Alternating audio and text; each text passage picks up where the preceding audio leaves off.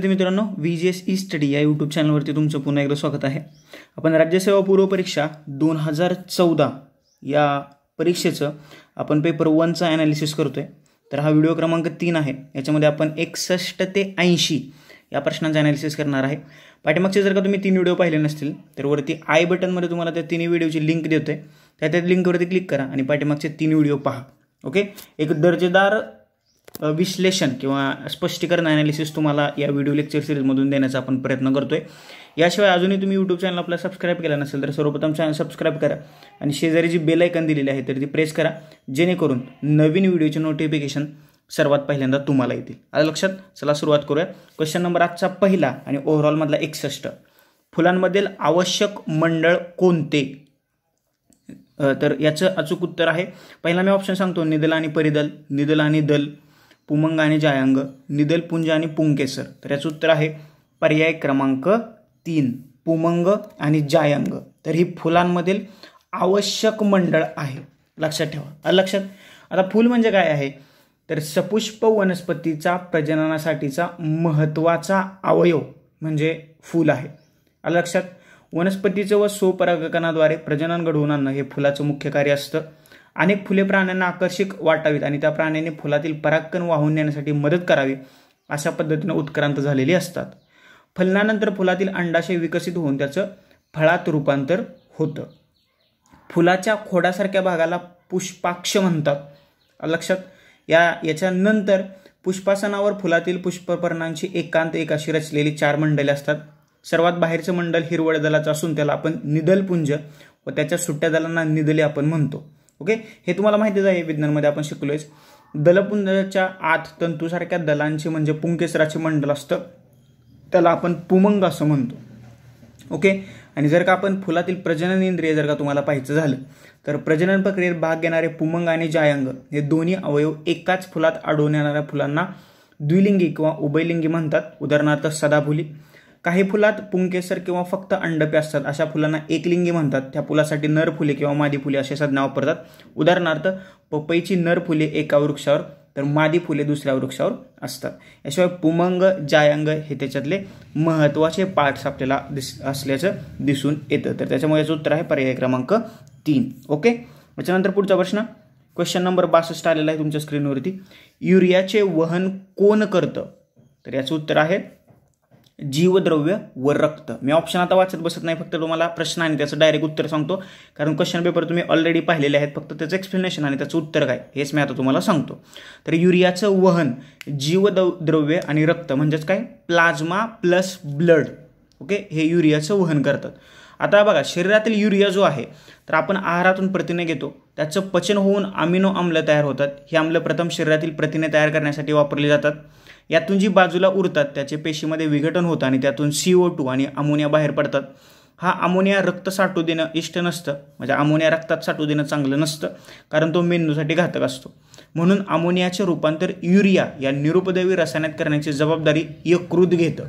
म्हणजे बघा, शरीरात जो अमोनिया असतो, ओके, अमोनिया असतो तर त्याचं निरुपद्रवी युरियामध्ये रूपांतर करण्याची जबाबदारी कोणावरती असते तर यकृतावरती असते। यकृतावरती, हे लक्षात ठेवा। ओके, आलं लक्षात? यकृतावरती असते।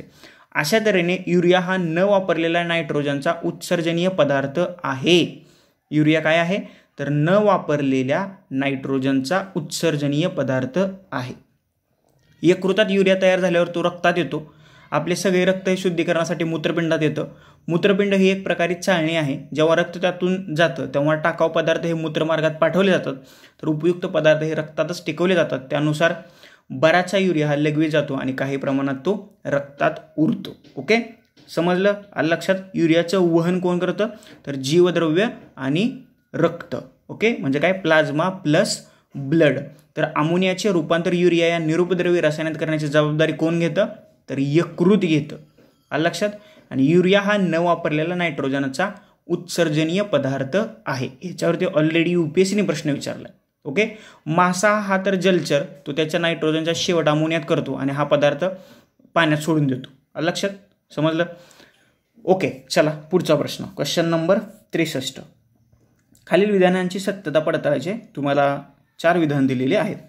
अन्न संरक्षण समिती प्रकाशन 398 द्वारा रासायनिक पदार्थाच्या अन्य प्रक्रियेतील वापरासंबंधी खालील मार्गदर्शक तत्त्वे दिलेली आहेत, त्याची सत्यता पडताळायची. ओके. अन्नाचे सत्व टिकवण्यासाठी अँटीऑक्सिडंटचा वापर करतात. अन्न टिकवून ठेवण्यासाठी अँटी मायक्रोबियल व इनर्ट गॅसचा वापर, रंग व चव देणाऱ्या पदार्थांचा वापर करून अन्नाचं सुशोभीकरण करणं, अन्न प्रक्रियेत बर्फचा वापर करणं. तर सत्यता पडताळायची. कोणतं सत्य आहे तर ते तुम्ही सांगायचं आहे. तर क्वेश्चन नंबर 63 उत्तर आहे पर्याय क्रमांक 1. वरची सर्व विधानं बरोबर आहेत किंवा सत्य आहेत. याचं काही एक्सप्लेनेशन द्यायची गरज नाही कारण सगळं तिथंच आहे. आलं लक्षात? समजलं? पुढचा प्रश्न क्वेश्चन नंबर 64 बघा. खालीलपैकी कुठले विधान सत्य आहे हे तुम्हाला सांगायचे. 2 विधान दिलेत तुम्हाला. इंडिगो ब्लू हा नैसर्गिक रंग आहे, ॲल्झारिन हा कृत्रिम रंग आहे. तर दोन्हीपैकी कोणतं विधान बरोबर आहे हे तुम्हाला सांगायचं आहे. तर या प्रश्नाचं उत्तर आहे पर्याय क्रमांक 2. ए हे बरोबर आहे तर बी हे चूक आहे. इंडिगो ब्लू हा नैसर्गिक रंग आहे, बरोबर आहे, आणि ॲल्झारिन हा कृत्रिम रंग आहे तर हे चुकीचं आहे. ओके. तर हे ॲल्झारिन हे ऑर्गॅनिक कंपाऊंड आहे, हे लक्षात ठेवा. ॲल्झारिन आहे ना तर हे एक ऑर्गॅनिक ऑर्गॅनिक कंपाऊंड आहे हे. ओके. निळ किंवा इंडिगो ब्लू हे रंगद्रव्य ज्यापासून काढतात ते झुडूप निळ याच नावाने ओळखलं जातं. त्याचा अंतर्भाव इंडिगोफेरा या वंशात असून भारतात या वंशातील 54 जाती नमूद आहेत. त्या औषधी शुपे आणि वृक्षशुपे असून त्यापैकी काही हिरवे खत रंग आशिया खंडात सुमारे 4000 वर्षापासून निळेचे उत्पादन होत आहे. नैसर्गिकरित्या निळ रंग तयार करण्याच्या पद्धतीचा उल्लेख प्राचीन संस्कृत ग्रंथात करण्यात आलेला आहे. तुम्हाला माहिती आहे निळ उत्पादक शेतकरी आणि महात्मा गांधी आणि आंदोलन हे काही वेगळं सांगायची गरज नाही. हा मॉडर्न हिस्ट्रीचा भाग आहे, वाचून घ्या. वाचला नसेल तर त्याच्यावरती एक लवकरच व्हिडिओ आपण बनवून टाकू. ओके, समजलं? चला पुढचा प्रश्न क्वेश्चन नंबर 65 काय म्हणतोय इथे बघा. सुक्रोजच्या पाण्याबरोबर संयोग होऊन पृथक्करण झाल्यास समप्रमाणात कुठले मिश्रण तयार होते? ग्लुकोज आणि रेबीज, फ्रुक्टोज आणि रिबेज, ग्लुकोज आणि फ्रक्टोज, लॅक्टोज आणि माल्टोज. तर कुठलं मिश्रण तयार होतं? तर याचं उत्तर आहे पर्याय क्रमांक 3 ग्लुकोज आणि फ्रक्टोज. आलं लक्षात? समजलं? तर साखर किंवा सुक्रोज, साखरेचं दुसरं नाव आहे सुक्रोज. साखर हा डायसॅक्राइड प्रकारातील पिष्टमय पदार्थ आहे आणि तिचं रासायनिक नाव सुक्रोज आहे. साखरेच्या रेणूत ग्लुकोजचा एक रेणू फ्रुक्टोजच्या रेणूशी जोडला जातो. आपण घरात जी साखर वापरतो ना तर ती म्हणजे सुक्रोज आहे, हे लक्षात ठेवा. घरात जी साखर वापरतो चहाला काही गोड पदार्थ बनवायला तर ती आहे सुक्रोज, हे लक्षात ठेवा. जर का तुम्हाला काही विचारलं तर तुम्ही सांगू शकता. ओके. पाण्यात विरघळणाऱ्या कर्बोदकांना शर्करा म्हणतात. सुक्रोज ही शर्करा आहे.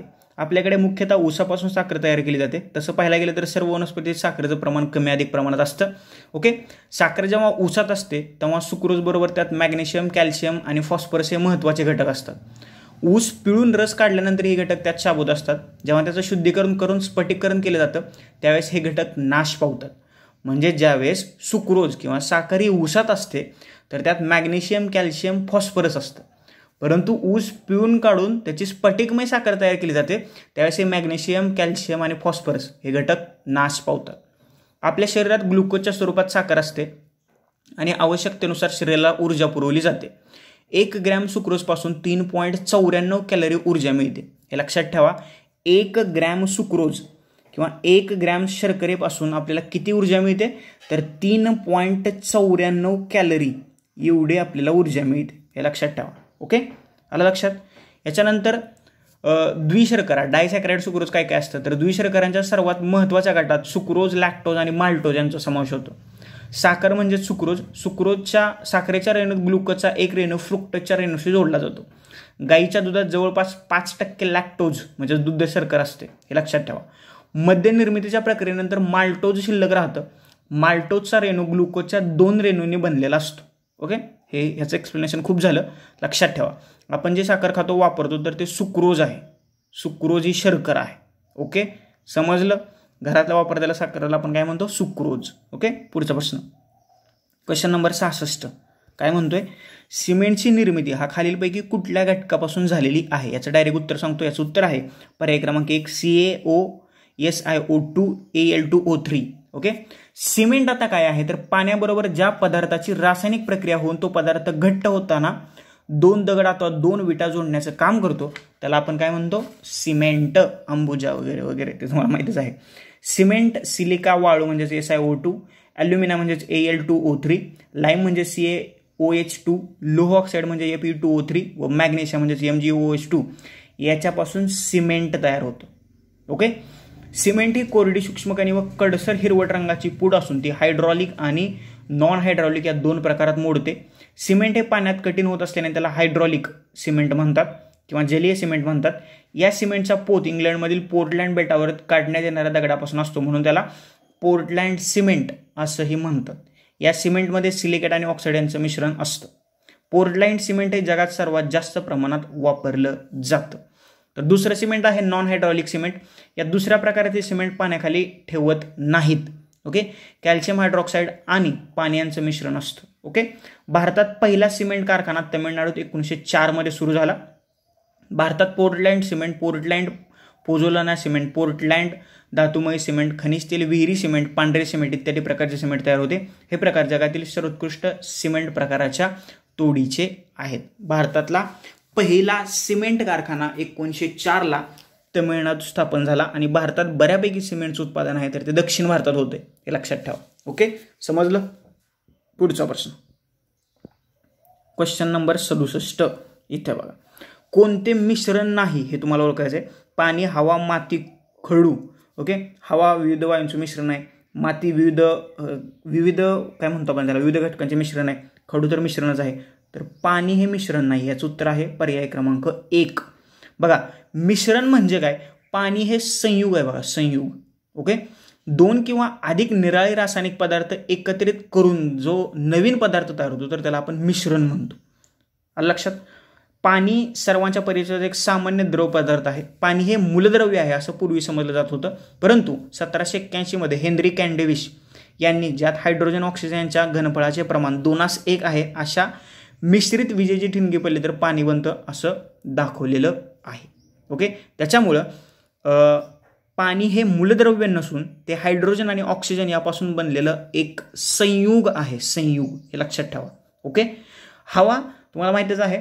हवा काय आहे, वातावरणात nitrogen, oxygen, argon, carbon dioxide, आर्द्रता इत्यादी घटकांचा समावेश आहे.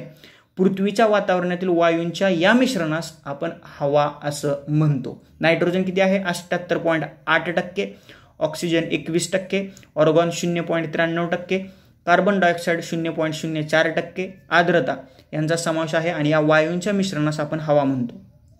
मातीमध्ये खनिज द्रव्य आहेत, सेंद्रिय वस्तू, वायू, तरल पदार्थ अशा विविध गोष्टी आहेत. खडूमध्ये तुम्हाला माहितीच आहे चॉक, सूक्ष्मकणी व सापेक्षता मऊ असलेला चून खडक आहे. तर त्याच्यामध्ये वेगवेगळे घटक मिश्र करून तो खडू तयार केला जातो. तर पाणी हे मिश्रण नाही. याचं उत्तर आहे पर्याय क्रमांक 1. पुढचा प्रश्न, क्वेश्चन नंबर 68 काय म्हणतोय पाहूया. नायट्रोजन स्थिरीकरणमध्ये मूलभूत गरजेचे घटक नमूद करा. नायट्रोजनच्या स्थिरीकरणामध्ये महत्त्वाचे घटक कोणते आहेत तर याचं उत्तर आहे पर्याय क्रमांक 2 अ, ब, क किंवा ABC. A, B आणि C. नायट्रोजन, फेरडॉक्सिन आणि ATP. आता नायट्रोजन सायकल काय आहे ते पाहूया. निसर्गात जैविक आणि अजैविक प्रक्रियामधून नायट्रोजन म्हणजेच N2 वायूच्या वेगवेगळ्या संयुगात घडून येणारं अभिसरण नायट्रोजन चक्र म्हणून ओळखले जातं. या चक्रात विविध क्रियाद्वारे तसंच रासायनिक अभिक्रियाद्वारे नायट्रोजन वायूपासून नायट्रोजन युक्त संयुगे तयार होतात आणि या संयुगाचं विघटन होऊन पुन्हा नायट्रोजन वायू मुक्त होतो. सर्व सजीव नायट्रोजन चक्रात भाग घेतात. प्रथिने आणि न्यूक्लिक आम्ले यांचा नायट्रोजन हा एक महत्त्वाचा घटक असून पृथ्वीवरील सर्व सजीवांसाठी तो आवश्यक असतो आणि वातावरणात 78% एवढा नायट्रोजन आहे. ओके. समजलं, लक्षात. पुढचा प्रश्न, क्वेश्चन नंबर 69 आलेला आहे तुमच्या स्क्रीनवरती. इथे बघा. DNA मध्ये थायमिन हा नेहमी कुठल्या अमायनो ॲसिडशी जोडी बनवतो. ओके. हे महत्त्वाचा प्रश्न आहे बघा. DNA मध्ये थायमिन हा नेहमी कुठल्या अमायनो ॲसिडशी जोडी बनवतो तर याचं डायरेक्ट उत्तर सांगतो. याचं उत्तर आहे ॲडेनाईन. पर्याय क्रमांक 1. लक्षात. DNA म्हणजे काय, डीऑक्सिरायबोज एक फॉस्फेट आणि एक नत्रयुक्त घटक यांच्या मिळून बनणाऱ्या एका रेणूला न्यूक्लियोटाइड म्हणतात. असा बनतो DNA शाखेचा एक मणी आहे. आणि RNA काय असतो, प्रथिनांच्या बांधणीचा सर्व आराखडा DNA वर रेखलेला असतो. हे काय एवढं महत्त्वाचं नाही, हे तुम्ही वाचलेलंच आहे. याचं एक्सप्लेनेशन मी आपल्या टेलिग्राम चॅनलवरती अपलोड करण्याचा प्रयत्न करतो. ओके. फोटो किंवा नोट्सच्या माध्यमात. ओके. टेलिग्राम चॅनल जर का तुम्ही जॉईन केलं नसेल तर @VJS E-Study. Okay. VJS E-Study, E small आहे, STUDY. तर हा टेलिग्राम चॅनल आपला आहे, याची लिंक खाली तुम्हाला डिस्क्रिप्शन बॉक्समध्ये दिली. ओके, चला पुढचा प्रश्न. क्वेश्चन नंबर 70 आलेला आहे तुमच्या स्क्रीनवरती. इथे बघा, प्रथिनांच्या निर्मितीत कुठल्या RNAचे महत्त्वाचे कार्य आहे? तर प्रथिनांच्या निर्मितीमध्ये तर mRNA म्हणजेच मॅसेंजर RNAचं महत्त्वाचं काम आहे किंवा महत्त्वाचं कार्य आहे. प्रथिनांचं संश्लेषण काय आहे? तर प्रथिनांच्या संश्लेषणाचे नियमन मुख्यतः DNA करतं. DNA दिलेल्या माहितीनुसार म्हणजे संदेशक RNA mRNA तयार होते. या क्रियेला प्रतिलेखन वा प्रतिरेखाटन ट्रान्स्क्रिप्शन असं म्हटलं जातं. ओके, समजलं? तर mRNA म्हणजे प्रथिनांच्या निर्मितीत संदेशवाहक मॅसेंजर RNAचं महत्त्वाचं कार्य आहे. ओके, चलो पुढचा प्रश्न. क्वेश्चन नंबर 71 काय म्हणतोय पहा, पॉलिटीचा प्रश्न आहे. घटनेच्या कलम 22 अंतर्गत काही गोष्टींचा अपवाद वगळता प्रतिबंधक स्थानबद्धतेअंतर्गत जास्तीत जास्त किती काळ एखाद्या व्यक्तीला स्थानबद्ध ठेवता येतं? तर याचं उत्तर आहे पर्याय क्रमांक 2. एखाद्या व्यक्तीला जास्तीत जास्त 3 महिन्यासाठी तुम्ही स्थानबद्ध करू शकता. 3 महिन्यापेक्षा जास्त तुम्ही स्थानबद्ध करू शकत नाही. आणि याच्याशी रिलेटेड कलम कोणता आहे? कलम 22, अटक आणि स्थानबद्धतेविरुद्ध संरक्षण. स्थानबद्धतेचे 2 प्रकार असतात, एक शिक्षात्मक स्थानबद्धता आणि दुसरे आहे प्रतिबंधात्मक स्थानबद्धता.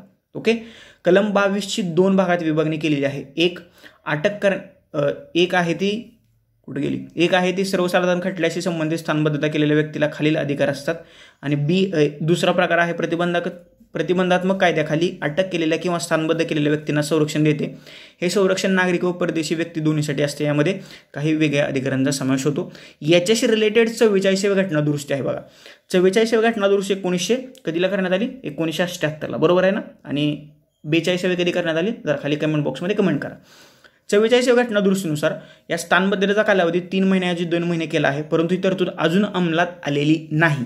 ओके, म्हणून सध्या 3 महिने हे एवढ्याच स्थानबद्धतेचा कालावधी आहे. प्रतिबंधात्मक स्थानबद्धतेचे संस्थेने केलेले कायदे जे सध्या लागू आहे त्याच्यामध्ये परकीय चलन संरक्षण आणि चोरटा प्रतिबंध कायदा, राष्ट्रीय सुरक्षा कायदा, काळाबाजार प्रतिबंध आणि जीवनावश्यक वस्तू पुरवठा कायदा आणि अंमली पदार्थ आणि गुंगीच्या औषधी यातील अवैध व्यापार प्रतिबंध कायदा. तर या 4 कायद्यांतर्गत तुम्हाला प्रतिबंधात्मक स्थानबद्ध केले जातं. स्थानबद्धतेचे 2 प्रकार आहेत, एक शिक्षात्मक आणि दुसरे आहे प्रतिबंधात्मक. ओके, समजलं? डन. पुढचा प्रश्न. क्वेश्चन नंबर 72 काय म्हणतोय पहा. क्वेश्चन नंबर 72 म्हणतोय, स्वतंत्र भारतात खालीलपैकी कोणती कायदेशीर तरतूद आपणास ग्रामीण सामाजिक आर्थिक समवाटने न्याय देण्याच्या दृष्टीने सर्वात प्रभावी वाटते? तर याचं उत्तर आहे पर्याय क्रमांक 3, कृषी कमाल जमीन धारणा कायदा. ओके, नुकतीच संसदेनं 3 कृषीविषयक बिलं पारित केलेली आहेत आणि भारतात खूप मोठ्या प्रमाणात वादंग माजलेला आहे.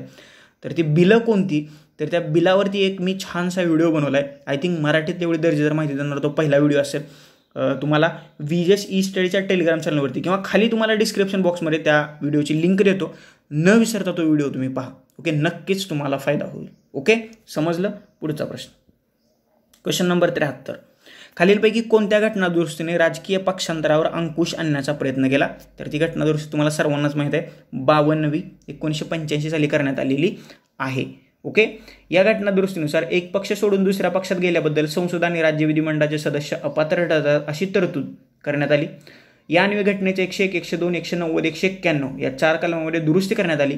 ही 4 कलमं संसद आणि राज्य विधिमंडळाचे पदी रिक्त होणं आणि सदस्यत्वाची अपात्रता यांच्याशी संबंधित आहे. आणि याच घटना दुरुस्तीनुसार 10वं परिशिष्ट, ओके, 12 परिशिष्टापैकी 10वं परिशिष्ट जे आहे तर ते 52व्या घटना दुरुस्तीने घटनेत ॲड करण्यात आलं. आणि 52वी घटना दुरुस्ती झाली होती 1985. आयाराम गयाराम कन्सेप्ट तुम्ही ऐकलीच असेल. समजलं? पक्षांतर विरोधी कायद्यातील काही तरतुदी आहेत, त्याच्यामध्ये राजकीय पक्षांचे सदस्य, स्वतंत्र उमेदवार आणि नामनिर्देशित सदस्य या 3 घटकांबद्दल त्याच्यामध्ये तरतुदी करण्यात आलेल्या आहेत. ओके, समजलं? पुढचा प्रश्न. क्वेश्चन नंबर 74 काय म्हणतोय पहा, मोठा प्रश्न आहे. पुढील 2 विधानापैकी कोणते विधान योग्य आहे ते तुम्हाला सांगायचं आहे. तर याचं मी डायरेक्ट उत्तर सांगतो. दोन्हीच्या दोन्ही विधानं चुकीची आहेत. याचं उत्तर आहे पर्याय क्रमांक 4. दोन्हीच्या दोन्ही विधानं चुकीची आहेत. ओके, बेकिंग सोड्याला आपण काय म्हणतो? NaHCO3. बेकिंग सोडा म्हणजे सोडियम बायकार्बोनेट किंवा सोडियम हायड्रोजन. हे एक लवण म्हणजेच एक प्रकारचं हे मीठ आहे. यास मराठीमध्ये आपण खाण्याचा सोडा असंही म्हणतो. तसेच यास बेकिंग सोडा, सोडियम बायकार्बोनेट कार्ब असंही म्हटलं जातं. खाण्याचा सोडा हा अल्कली गुणधर्माचा असतो. याचं रासायनिक सूत्र NaHCO3 असं आहे. तर धुण्याच्या सोड्याला आपण काय म्हणतो? Sodium carbonate Na2CO3. हे एक व्यापारी दर्जाचं कार्बोनेटचं स्वरूप आहे आणि एक औद्योगिक संयुग आहे. या धुण्याचा सोडा निर्जलीकृत सोडियम कार्बोनेट किंवा भस्मीकृत सोडा याला असंही म्हटलं जातं. ओके, समजलं? चला पुढे जाऊया. क्वेश्चन नंबर 75 काय म्हणतोय बघा.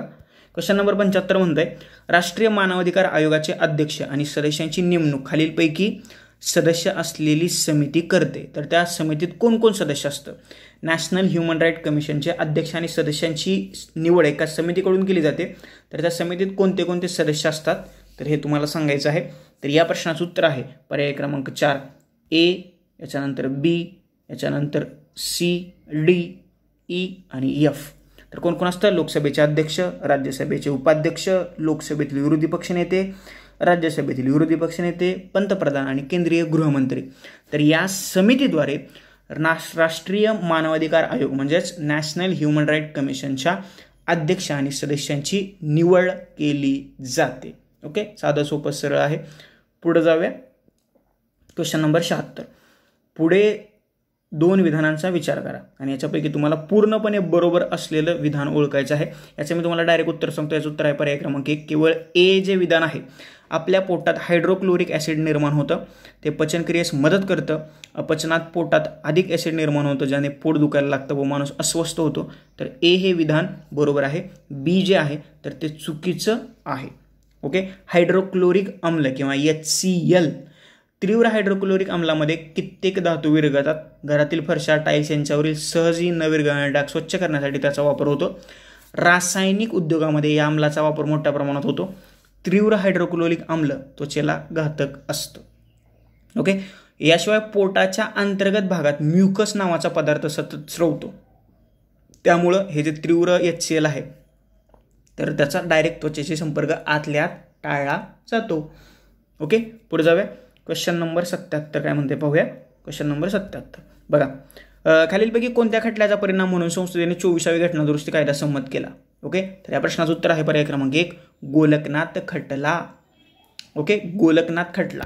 लवकरच या सर्व खटल्यांवरचा एक व्हिडिओ आपल्याच यूट्यूब चॅनलवरती म्हणजे 1950 पासून म्हणजे 1952 पासून 2020 पर्यंत सर्वोच्च न्यायालयाचे जे महत्त्वाचे खटले आहेत तर त्याच्यावरती एक व्हिडिओ लवकरच आपल्या VGS ई-स्टडी या यूट्यूब चॅनलवरती तुम्हाला उपलब्ध करून दिला जाणार आहे. त्याच्यामुळे तुम्ही टेन्शन घेऊ नका. सर्व खटले तुम्हाला एका ठिकाणी अभ्यासता येतील. लवकरच तो व्हिडिओ येईल, नो प्रॉब्लेम. ओके, चला पुढचा प्रश्न पाहूया. क्वेश्चन नंबर 78 काय म्हणतोय पाहूया. काही नैसर्गिकरित्या आढळणारे ॲसिड्स किंवा आम्ल त्यांच्या स्रोतासह दिलेले आहेत. तुम्हाला काय करायचं आहे? चुकीची जोडी कोणती आहे ते ओळखायचं आहे. तर याचं उत्तर आहे पर्याय क्रमांक 4 H ही जी जोडी आहे तर ती चुकीची आहे. बाकीच्या सर्व बरोबर आहेत. विनेगर ॲसिटिक ॲसिड, चिंच टार्टारिक ॲसिड, आंबट दूध किंवा दही लॅक्टिक ॲसिड, कीटकांचा डंक मेथोनिक ॲसिड, संत्री citric acid, tomato oxalic acid, लिंबू सायट्रिक ॲसिड. ओके, त्या चहात टॅनिक ॲसिड असतं, गॅस्ट्रिक ज्यूसमध्ये हायड्रोक्लोरिक ॲसिड असतं, टोमॅटोमध्ये ऑक्झॅलिक ॲसिड असतं, दह्यात लॅक्टिक ॲसिड असतं, विनेगरमध्ये ॲसिडिक ॲसिड असतं, ॲपलमध्ये मॅलिक ॲसिड असतं, ऑरेंज किंवा लेमनमध्ये सायट्रिक किंवा अस्पॉरिक ॲसिड असतं. लाल मुंगीने जर असा डंक मारला तर त्याच्यामध्ये असतं formic acid. Okay, formic acid. लाल मुंगीने डंक मारला तर ते आपल्याला कसं तरी होतं. ओके, आलं लक्षात? समजलं? पुढचा प्रश्न क्वेश्चन नंबर 19 आलेला आहे तुमच्या स्क्रीनवरती बघा. पॉलिटीचा प्रश्न आहे. काय म्हणते? बरोबर विधान तुम्हाला ओळखायचं आहे. तर याचं उत्तर आहे पर्याय क्रमांक 2 A नाही आणि B सुद्धा नाही. म्हणजे दोन्ही विधानं चुकीची आहेत. बघ काय म्हणते विधान. लोकसभेमध्ये पारित न झालेले परंतु राज्यसभेत प्रलंबित असलेले विधेयक लोकसभा विसर्जित झाल्यास व्याप्तगत होतं. लोकसभेत पारितच नाही झालं विधेयक तर ते राज्यसभेत म्हणजे ते विसर्जित होण्याचा प्रश्नच नाही. त्याच्यामुळे हे विधान चुकीत आहे. सदने स्थगित झाल्यास संसदेतील प्रलंबित विधेयके व्याप्तगत होतात. सदन स्थगित कधी केली जातात गोंधळ फिंदळ निर्माण झाला तर. विधेयक व्याप्तगत होण्याचा संबंधच नाही. त्याच्यामुळे दोन्ही विधानं चुकीची आहेत. ओके, समजलं? आजचा आपला शेवटचा प्रश्न पाहूया. क्वेश्चन नंबर 80 बघा काय म्हणतोय. इंग्रजांविरुद्ध इंग्रजी सत्तेविरुद्ध महात्मा गांधींच्या नेतृत्वाखाली अहिंसक आंदोलनापैकी जनमानसाला गतिशील करणारी सगळ्यात प्रभावी चळवळ तुमच्या मते कोणती? आता आपलं मत विचारलं म्हणजे आपलं मत चारीच्या चारी नसू शकता. जे आपलं मत म्हणजे कोणतं की जे आयोगाला योग्य वाटतं. ओके, तर याचं उत्तर आहे पर्याय क्रमांक 3 सविनय कायदेभंग चळवळ. कारण याच्यामध्ये खूप मोठ्या प्रमाणात लोकांचा सहभाग वाढलेला आहे. ओके, खूप मोठ्या प्रमाणात लोकांचा सहभाग वाढला म्हणून याचं सविनय कायदेभंग चळवळ. म्हणजे लोकांनी मिठाचा सत्याग्रह केला, सरकारी शिक्षण संस्थांवरती बहिष्कार टाकला, परदेशी माल दारू अफू विकणाऱ्या दुकानावरती निदर्शने केली, परदेशी मालाची होळी केली, करबंदी केली. तर या सर्व गोष्टी या सविनय कायदेभंग चळवळीत घडलेल्या आहेत. त्याच्यामुळे सर्वात जनमानसाला अधिक गतिशील करणारी कोणती चळवळ असेल तर ती आहे सविनय कायदेभंग चळवळ. आता तुम्ही म्हणणार इथं आपलं मत विचारलंय, मला वाटेल चले जाव पण आहे, उपोषण पण आहे, पण सर्वात जास्त लोक कुठे एकत्र आली तर ती आली सविनय कायदेभंग चळवळीत. तर ओके, तर हा झाला पार्ट 4. आता राहिलेले आहेत 81 ते 100. तेही प्रश्न लवकर डिस्कस केले जातील म्हणजे आपली 2014ची राज्यसेवा पूर्व परीक्षा पेपर 1चा पूर्ण क्वेश्चन पेपर डिस्कस करून होईल. हा व्हिडिओ कसा वाटला नक्की मला खाली कमेंट बॉक्समध्ये कमेंट करून सांगा. याशिवाय तुमचे काही डाऊट, क्वेरीज, क्वेश्चन, सजेशन्स असतील तर ते नक्की माझ्यापर्यंत पोहोचवा. ओके, चॅनल सबस्क्राईब केला नसेल चॅनल सबस्क्राईब करा आणि शेजारी जी बेल आयकॉन दिली ती न विसरता प्रेस करा. Thank you so much. धन्यवाद मित्रांनो. नेक्स्ट व्हिडिओमध्ये पुढच्या पार्टमध्ये आपण भेटूयाच.